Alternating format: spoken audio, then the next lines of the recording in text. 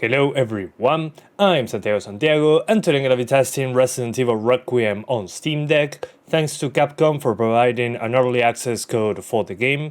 I've been playing this game yesterday night for around an hour to have some early impressions. When it comes to the game info, there's no compatibility set by Valve as of yet, and the Proton version by Steam Play is 10.0-4.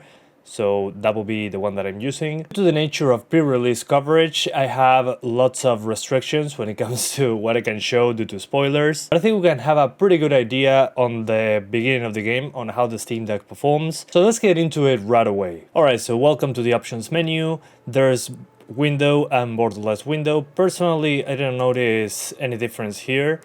HDR, if you have the OLED Steam Deck, it looks pretty damn good on the OLED screen. Color space like in the other Resident Evil games.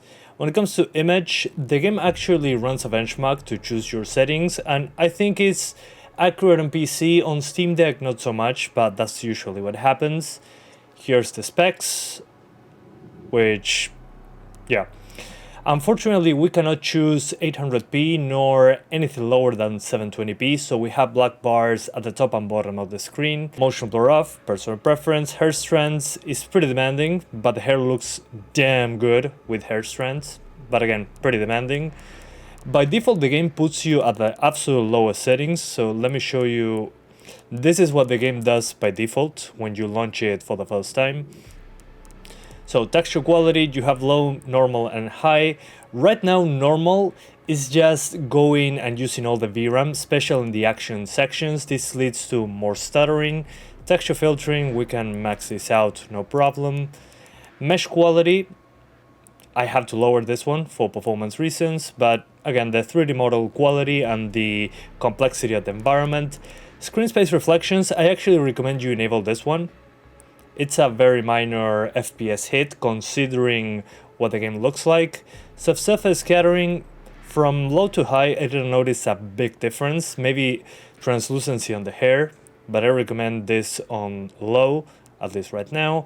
No lens distortion, no depth of field, because while it looks good on cutscenes, I wish they separated this option from the gameplay, because otherwise you have depth of field when aiming your gun, and I don't know, I don't like that. I wish we could keep it only for cutscenes, but I recommend turning that off. By default, it recommends FSR 1 on performance. This looks horrible, so you can do no upscaling. FSR 1 or FSR 3.1.5. Here, XeSS is missing. I wish we had that. I recommend either quality or balanced. Balance maybe makes more sense when it comes to the action sections, but let's keep it on quality for now as first impressions. Frame gen, FSR 3 or nothing. Particle lighting, yes. Volumetric fog, I recommend low. You can do lowest if you want a bit more performance. Lens dirt, not a fan. Lens flare, not a fan. Shadows, low, normal, high or max. I highly recommend low on this one. Performance impact and less VRAM usage. Contact shadows, yes. Ambient occlusion, you can do low or medium. Medium is a bit darker, which I dig, but it affects performance a tiny bit.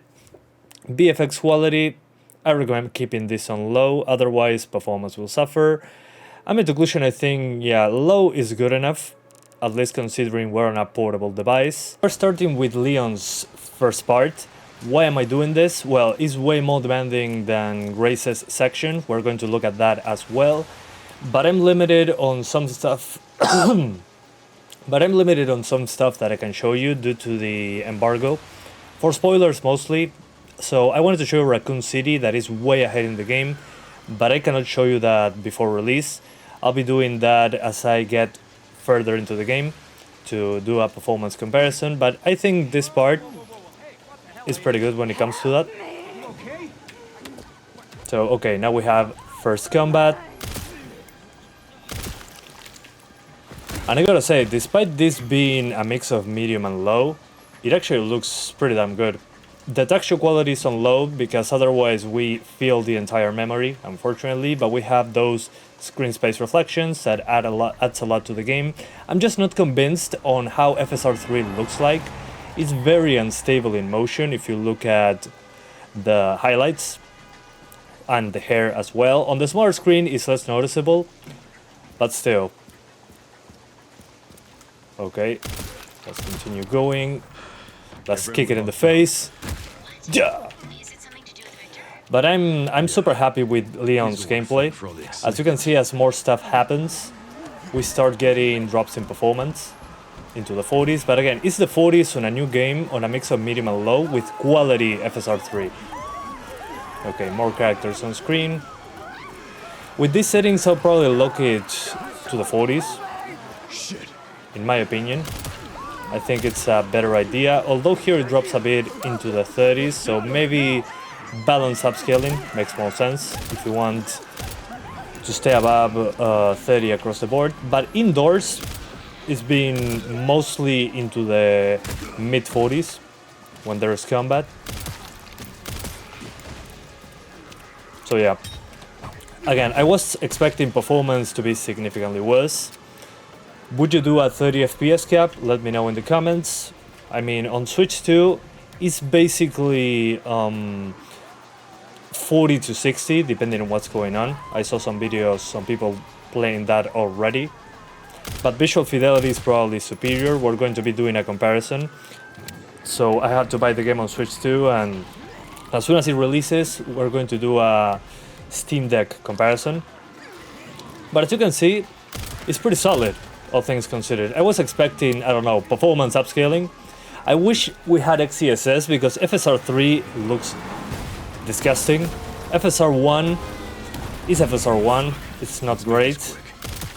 Either that or use TAA without upscaling, that hits the performance significantly. But I think a 40 FPS cap, at least for these action moments, makes more sense. Also, we are CPU limited, at least when there is a good amount of enemies on screen, which shouldn't be surprising. Resident Evil 4 Remake also had that issue, although this is, in my opinion, running better than Resident Evil 4. But again, once I get to more open maps and Raccoon City and all that, which is, again, early next week, because embargo restrictions today, to do another video, just looking at more demanding stuff. Maybe I have to redo the settings. Okay, so now we're standing in the part that Grace is just walking around outside. This is, I think, a similar place to what Leon was in the combat scenario that I showed you. So as you can see, we have the screen space reflections. It's into the 40s, yeah, but again, on the Leon section, which is also in the more open city part, and by open I mean it has more characters, it has stuff into the distance. It's probably a big corridor, but again, it's not a closed environment like most of Grace's stuff. We're now indoors, and as you can see, my flashlight casts shadows. Stuff, good stuff. I was expecting them to cut that for the almost the lowest settings, but here we are. Let's keep a little bit ahead. Okay. So as you can see, when there is traversal from certain sections to the other, for example, just skip a cutscene or something, there's a spike in the frame time. No big deal. That happened in Resident Evil 7 Village when you open a door and swing the camera around. I'm not surprised that this game has that. Although it seems to be more stable when it comes to the traversal stutter. Yeah, there we go again. This pops up, a small stutter. So with medium textures, those stutters are way longer and way more, and they happen way more often as well. So I highly recommend you do not use medium textures. We're heavily memory starved with medium textures. Although I think with even low textures, it still looks decent. Some stuff is very low resolution when it comes to textures on low, but again, it's way better textures than low settings in RE4 Remake, so that's a big deal. Yeah, I mean, you can see that some pixelation on the text. And now we're being chased for a moment. Grace kept freaking falling. Third-person animation. So yeah, indoors with Grace, we're good. Mostly, maybe mid-50s to 60, indoors. Leon fighting parts are the ones that I have trouble with when it comes to performance, but Again, even Switch 2 drops frames there below 60 on Leon sections. Alright, now we're with Leon indoors, except in comparison to outdoors. As you can see, this runs better, but there's no enemies, no action going on. And as I was saying that I got cut off by the editing, we are talking about drops into the 40s on Switch 2 as well, outside, but with way better quality for what I've seen online with the recent reports. As you can see here, we also have shadows from many light sources. Again, we're medium to low settings. It has no right to have this good visuals on medium to low. It's kind of crazy. I'm impressed so far. Let's skip this. Now, right into combat. Oh, hang on. I gotta turn off aim assist. Okay, aim assist off. And as you can see, when effects show up, drops into the 40s. And I love that chainsaw has a mind of its own. But as you can see here, as soon as there is combat involved, it drops into the 40s again. So I think with these settings,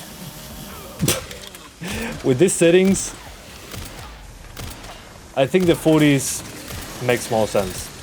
At least when it comes to stability for Leon's sections. So very quickly, let's just say you don't like how FSR3 looks like, you rather increase the graphics and lock it to 30 FPS. Well, in that case, you can increase the subsurface scattering, disable FSR3 completely, scroll up to anti-aliasing and put it on TAA. Unfortunately, I do not recommend increasing shadows. The shadows here use a lot of memory, so I recommend you keep this on low, but you can increase ambient occlusion. The VFX quality, I'll keep it the same.